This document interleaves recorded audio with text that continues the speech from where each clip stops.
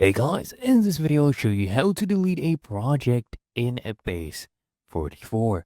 And I'll show you by deleting this project right here. So let's do it from scratch from our dashboard. So on your dashboard, I want you to just go ahead and find the app or project that you want to go and delete. So I'll scroll down here.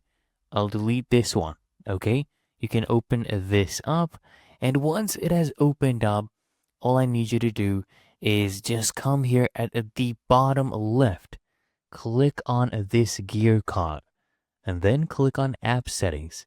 Okay.